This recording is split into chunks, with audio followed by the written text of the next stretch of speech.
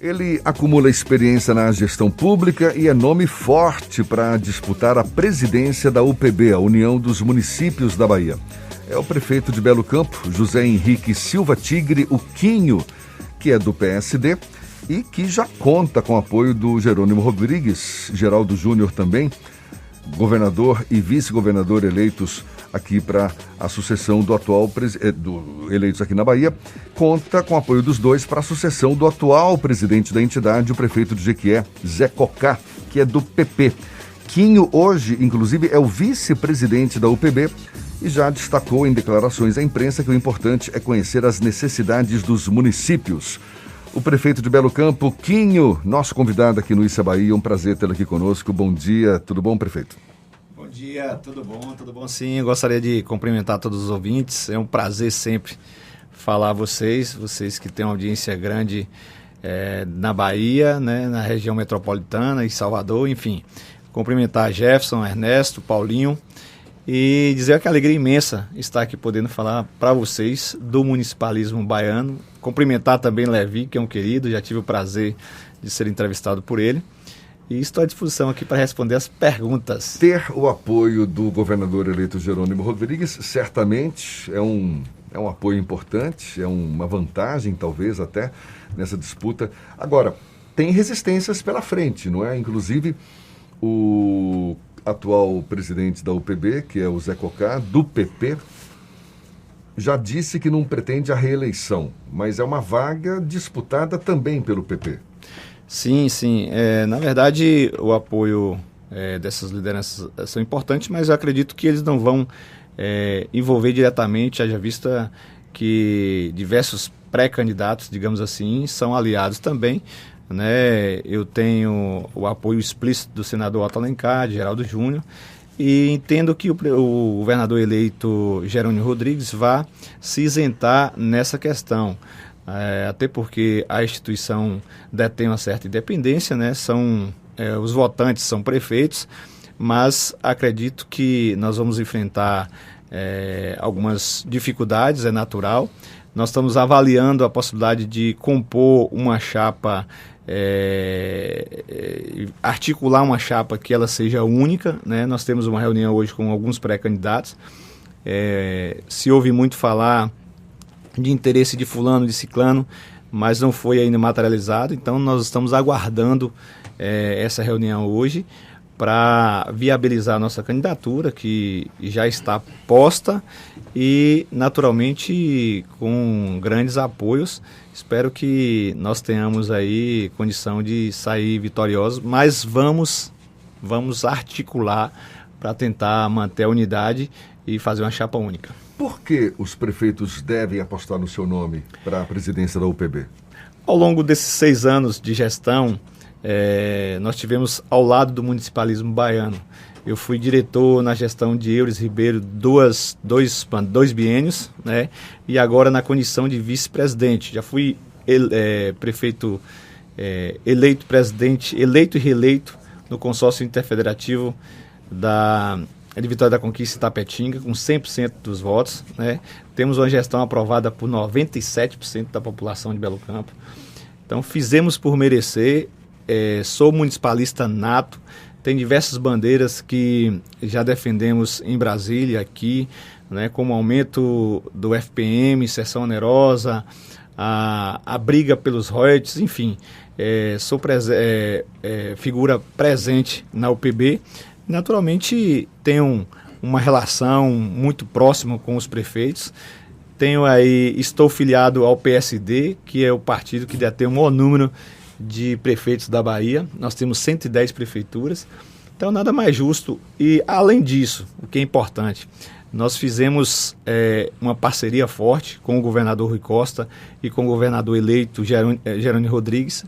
Talvez tenha sido o prefeito que mais defendeu. Não estou me colocando na situação privilegiada, mas foi um dos que mais defendeu a bandeira de Jerônimo no momento que Jerônimo despontava ali com 9%, 10%, né? Então o Sudoeste fechou com o governador Jerônimo, deu o maior quantitativo de votos, né, da região, do estado, foi na região Sudoeste. Então acho que me credencio a estar na condição de presidente da casa. Prefeito, a gente conversava aqui um pouquinho antes da sua entrevista começar, sobre o papel da União dos Prefeitos, ou melhor, da União dos Municípios da Bahia, né? A importância que esse cargo tem, que a entidade tem, não só o cargo de presidente, mas que a própria entidade tem, porque essas bandeiras do municipalismo, elas aparecem aqui, pelo menos no nosso radar aqui do jornalismo.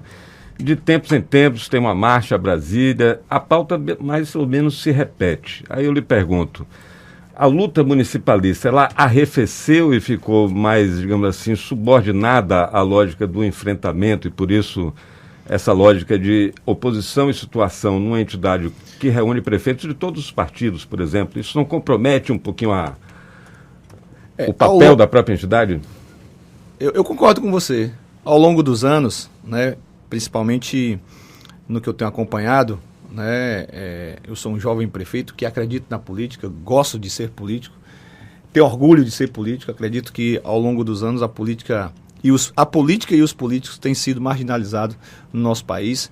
Nosso país só mudará definitivamente quando houver um modelo diferente de entendimento das entidades, seja ela do jurídico, do executivo, do legislativo. Nós temos ainda, infelizmente, um atrito muito grande e foi levado ao longo da história para o povo que o político é corrupto, que o político é isso, que o político é aquilo.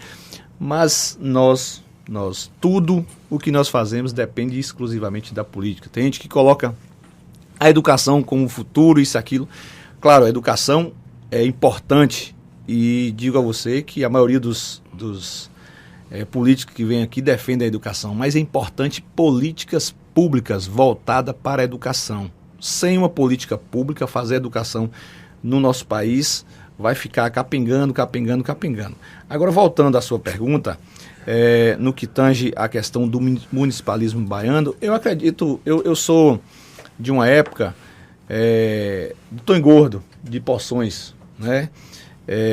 Ele defendia a independência da instituição como eu defendo. A instituição tem que ter pluralidade partidária, unificação municipalista e independência do governo do Estado, independência de qualquer que seja as instituições, do Ministério Público, enfim, do Tribunal de Contas dos municípios. É importante que o prefeito, seja ele de uma cidade grande, média ou pequena, que ele tenha independência nos seus pensamentos e na sua forma de agir. Ser aliado é uma coisa, ser subordinado é outra totalmente diferente. Então, nós temos que defender a bandeira. Eu acredito, eu estava ouvindo a discussão de vocês ali com o Levi, e falando de Leu, de Lomanto, de João Durval. Ao longo desses 60 anos da instituição, eu acho que foi perdido muito do municipalismo, da idealização inicial. Nós precisamos estar fortes, porque naturalmente as pessoas nascem no município, ela não nasce no estado, na federação. Eu queria pegar carona nessa sua colocação. Na prática, qual é o efeito positivo da UPB junto às prefeituras? Em que ela contribui para a gestão pública das prefeituras? São diversas ações. Primeiro, treinamento de algumas ações, né? A questão da marcha dos prefeitos, né? Que é uma luta. Mas digo para vocês que ao longo do tempo houve algumas conquistas, mas não houve uma efetivação do o que é ser municipalista, a defesa do municipalismo. Não tem ainda uma bandeira de construção de independência da UPB.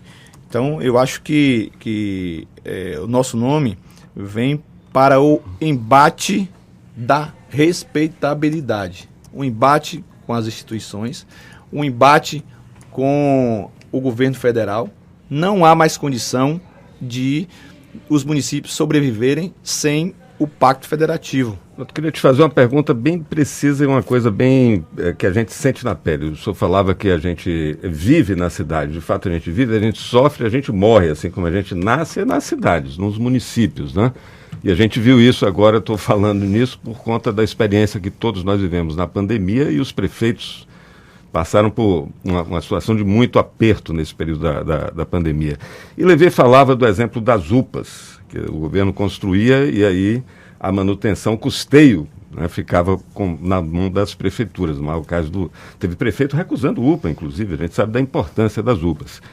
E o senhor teve um papel muito decisivo na implantação da policlínica, lá da sua região, do consórcio que o senhor já presidiu, sediada lá em Vitória da Conquista. A policlínica tem um modelo de financiamento diferente, né, porque o governo investe, mas depois o custeio é rateado, 40%, acho que o governo do Estado, e 60% é dividido entre as prefeituras. Esse tipo de solução é meio que um paliativo. O problema estrutural da divisão do bolo das receitas persiste. Agora, os prefeitos elegem os deputados.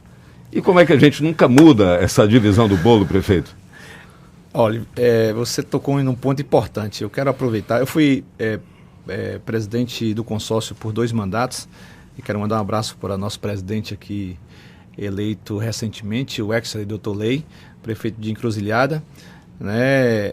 Na policlínica, quando nós deixamos a presidência, é a policlínica com o maior cardápio do Estado. Nós oferecemos o maior quantitativo de serviço do Estado. Olha, esse modelo de consórcio que o governo do Estado, o governo Rui Costa, implantou, foi extremamente importante. Porque, olhe bem, a questão das UPAs, por exemplo, quem é o município que quer uma UPA? A construção é muito simples você fazer, o problema é a manutenção, é o custeio. Para vocês terem ideia, meu município tem 20 mil habitantes, eu tenho um prejuízo, eu tenho um déficit de 320 mil reais na saúde por mês. Se eu não tiver recurso extra-orçamentário de emenda parlamentar, eu não consigo pagar minha folha. Né? Durante a pandemia, tem gente que fala assim, poxa, foram 5 bilhões de reais destinados à Bahia. Ora, e infelizmente, eu quero aqui fazer uma crítica ao vivo a vocês, infelizmente, ainda a imprensa, alguns meios de comunicação, age de forma leviana, levando a informação deturpada para aqueles que naturalmente ouvem ou leem, seja ela falada ou escrita, porque quando fala 6 bilhões de reais, caracteriza um mundo de dinheiro. Mas um leito de UTI custa em torno de 6 mil reais dia. Né? Se nós colocarmos aí, durante a pandemia, teve aproximadamente 1.000 leitos de UTI aqui no estado, né? É um recurso fora do normal para um dia. Então, o volume de recursos, para vocês terem ideia, uma caixa de luva custava R$ 7,70. Nós chegamos a pagar no período da pandemia R$ 117. Para vocês terem ideia da magnitude do que é fazer saúde aqui no Brasil. Então, complementando a sua fala, a culpa é dos gestores mesmo, dos prefeitos. Prefeitos que elegem senadores, elegem deputados federais, deputados estaduais, e naturalmente o que se percebe é que a força maior hoje são das classes, por exemplo, a PLB tem uma força fora do normal, os agentes comunitários de saúde, os enfermeiros, né, que é louvável o sentimento deles quanto à questão do piso dos enfermeiros, mas vão quebrar todas as prefeituras. A prefeitura não tem dinheiro para pagar, não tem dinheiro para pagar 33,24, e olha que eu sou um prefeito que deu aumento aos professores, 33,24, mas 95% dos municípios do Brasil não tem condição de dar. Então nós precisamos ter responsabilidade. Teve uma lei agora aprovada pelo Congresso que não permite criação de novas despesas, mostrando de onde vem o recurso. Então, dê uma limitada na situação. Mas é importante que os nossos políticos não joguem para a torcida. Nós precisamos ter responsabilidade fiscal, zelo pela máquina, né? Nós estamos agora, para vocês terem ideia, eu vou fazer uma complementação maior ainda. Nós temos uma pauta terça-feira na Constituição, na CCJ, né, que o presidente é um deputado baiano, Arthur Maia, né, e o relator, Paulo Aze. Nós, prefeitura, pagamos 22,5% de patronal, de INSS patronal. E temos que fazer assistência social, saúde, educação. Os times de futebol não tem que fazer nada disso, tem uma renda extraordinária e paga 5%, até 5%. Então, nós precisamos de um modelo novo, senão as prefeituras não terão capacidade de investimento, principalmente as prefeituras pequenas. Eu acredito muito que eu verei, até o final do meu mandato, falta 2 anos ainda, um modelo diferenciado de pacto federativo. As prefeituras, volto a relatar, o cidadão mora no município, ele não mora no estado, que é intermediador entre a União. A União fica com 68% do bolo, aproximadamente 68% do bolo da arrecadação. Opa, isso não tem condição, nós temos que mudar. E ainda tem orçamento secreto agora. Não é? Para completar um. Então, assim, só para fazer uma complementação da fala, eu não sei se vocês lembram muito bem, na gestão do presidente atual, era mais Brasil, menos Brasília. Não houve. Houve uma centralização em Brasília. Tudo pelo contrário. Ministério nenhum atendia o prefeito. Era tudo no orçamento secreto. Prefeito Quinho, prefeito de Belo Campo, vai ter que voltar, Henrique Silva Tigre, também conhecido como Quinho do PSD. Muito obrigado pela sua disponibilidade, pela atenção dada aos nossos ouvintes. Bom dia e até uma próxima. Eu que agradeço, eu estava começando a estar mais à vontade. Começando a se espalhar, vocês aqui, depois. Mas é um prazer falar a vocês.